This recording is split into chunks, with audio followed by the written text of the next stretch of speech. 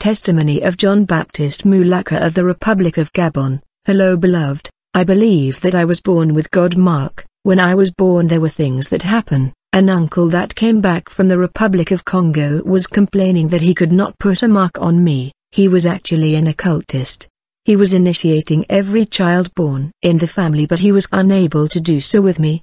He was telling my father, I do not understand the child that has been born. I have the feeling that this boy will do something in our country. I wanted to put a mark on him, but I am unable to do so. Beloved, you have to understand that our region and village was established in superstition, and because occultists and witches could not control me, I was regarded as an outsider in my family. In fact, as I was growing up, I had the ability of seeing the spiritual worlds, and every time I was sleeping in the night I was seeing vision and dreams. I would see the roof of our house being removed and angels coming down and singing songs of praise and worship. Back then I knew nothing about the Bible, so it made no sense to me. Every morning my mother had the habit of asking us about our dreams, and every time I was talking about my visions and dreams my brothers were calling me a liar. Every time it was my turn to tell my dream they would say the liar want to lie. Nevertheless I always talked to them about my dream. I would say to them, tonight I saw people coming down with golden guitar and golden instrument and they were singing song all night. In response brothers were calling me a liar. This was repetitive, so I was frustrated. I grew up in frustration because no one believed my story. I was close to my mother because she is the one who believed my vision and dreams. Then I joined the primary school. As I joined school, in my class I noticed that my teacher was always complaining about back pain and headache. The teacher was complaining about pain in the shoulders and pain on the ears and the head. It was a habit, and one day while the teacher was teaching and writing on the board my spiritual eyes opened. I saw one monkey sitting on his right shoulder and another monkey sitting on his left shoulder, and the third one was on his back and was hitting his head with a stick similar to drumstick. And the teacher was complaining that he was having headache. He could not see the monkey or the demon of sickness that was hitting his head with stick similar to drumstick. Actually I saw one monkey introducing a stick on the ear of the teacher and he was turning round. He was like perforating his ears. As a result the teacher was complaining about pain on his ear and his head. When I saw all this I said to him, Sir, I know why you are suffering. I can see two monkeys on your shoulder hitting your head with stick, and another one perforating your ears. That is why you are having pain. The teacher replied to me, John, we are not in the forest. How can you talk about monkeys? Then the teacher began to punish me because he thought I was lying, and while the teacher was punishing me the three monkeys that were demons started mocking me and laughing at me, and they were boasting that the teacher would never see them. Actually these monkeys were demons of sickness that were tormenting him. One day in 1966 my father was baking bread in the bakery. My brothers were helping him. I could not join them because they locked me in the bedroom. I was there crying and wondering why my brothers were treating me this way. When it was 4 a.m. I could hear my father and brothers at work in the bakery. I was there crying and wondering why my brothers are treating me this way. But while I was crying I saw the roof of my bedroom being taken away. I saw a living and powerful light descending inside my bedroom, and suddenly from the light a man came out. Strangely I did not fear. I said in my heart, this must be Jesus Christ. And this man replied to the voice of my heart and said to me, yes, I am Jesus Christ. I know that your brothers are treating you unfairly, but when you will be 30 you will be proclaiming my gospel to the nations. I will send you to the nation of the world to preach the good news of the gospel. Do you understand me? I said yes. I said to Jesus, I want to inform my brother that I have seen you, but the door is locked. They have locked me inside. I cannot go out. Despite the fact that the door was locked, Jesus said to me, you can go tell them. When Jesus smiled, the gate that was locked by my brother opened by itself. So I went out. Jesus said to me, I will be with you every day. I took the word of Jesus Christ like a child. I thought literally he will be with me physically every day. When I wanted to enter the bakery where my brothers were, I noticed that the main gate was closed. I turned around in order to check Jesus Christ, but he was gone. Then I wonder in my heart, was this experience a dream or reality? And when I was wondering like this, something happened. The gate of the bakery opened by itself. I joined my father and my brothers. I tried to inform them that I saw Jesus Christ, but my brothers were wondering who has opened the door for me since they locked me in my bedroom and the gate of the bakery was closed. I said to my father, I just saw God. He asked me which color was that God.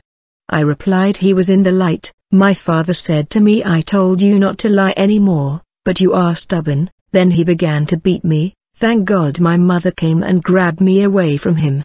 But I was injured while my father was beating me and there was blood. My mother said to me, John, I told you not to tell people about your dream, because no one will believe you, and it will cause you trouble. Then my mother led me to my bedroom and said to me, from now on you will never tell anybody about your dreams anymore, is that clear? I replied, yes mother. Then my mother went out of my room. Immediately after she left, the great living light came down again in my bedroom, and Jesus Christ came out of the light and he said, John, when people talk about me and my gospel, this often result in bloodshed. When people talk about my kingdom, often their family will turn against them and reject them.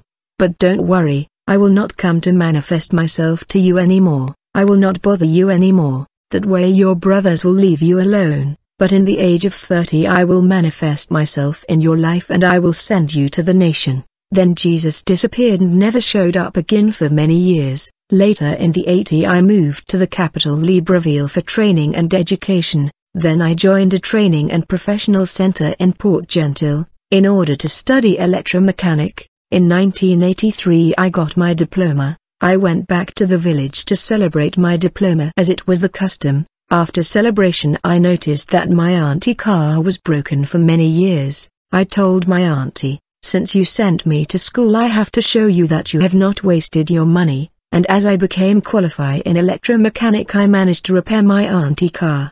It was joy in the village and the celebration continued. I was driving this car all over the city like a star, but this attracted the anger of local witches. Every time a young man from the village was successful in the city he was attracting anger from the witches of the village. They hated me because of the fact I was educated and qualified, yet the village was happy and proud of me. I was naive. I came to be informed that my mother and grandmother got born again. My name became well known in the village. One day in the morning I sensed in my soul like a voice stopping me from going out. The voice was telling me to stay at home, and not to go out. I thought it was my own thought. Sometime the Lord speak to us by implanting thought in our mind. The Lord speak one way or another, but I ignored that voice in me. I left my fiancé and I took my auntie car and I went to drop it to her place. Afterward I began to walk back home when suddenly I met the governor of the village.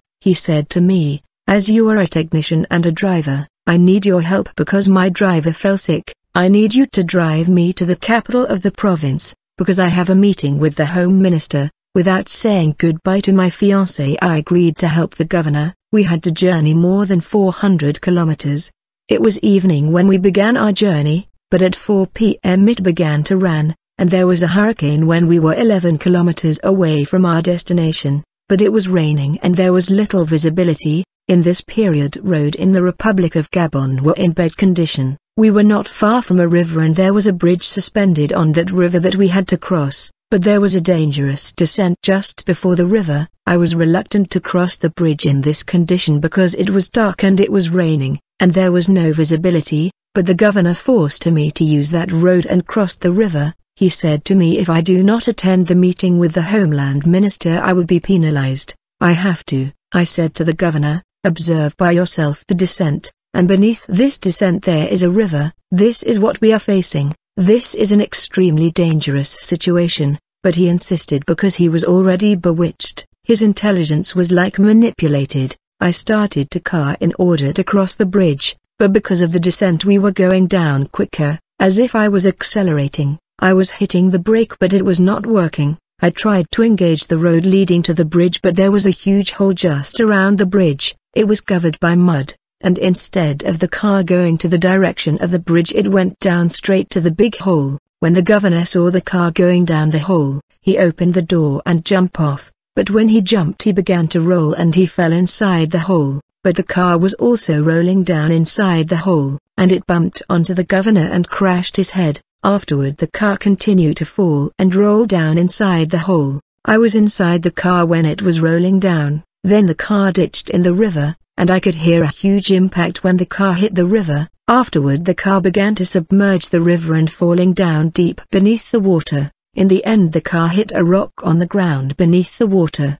Then there was a great silence. On that day there was a great rain and the river was full of sand. After some minute I realized that I was outside the car but in the water, yet I was alive and well underwater. I was wondering how come I am alive breathing very well underwater. While I was wondering, suddenly I saw my unconscious body inside the car with blood everywhere. I began to wonder what's going on. I was wondering how come I have become too. I was troubled. I said to myself, I cannot remain inside water, I have to come out of water. Immediately when I thought that way I ended up out of water, I noticed that the inhabitants of the village were around the river because they heard the impact of the accident. I saw them watching the corpse of the governor that was crashed by the car. They were complaining and saying this road had already killed many people. The government have to do something about this road. Actually there were 3 accidents prior to our accident and people died. I was there among the people. I did not know that I was dead. I did not know that these people could not see me. I thought I was alive,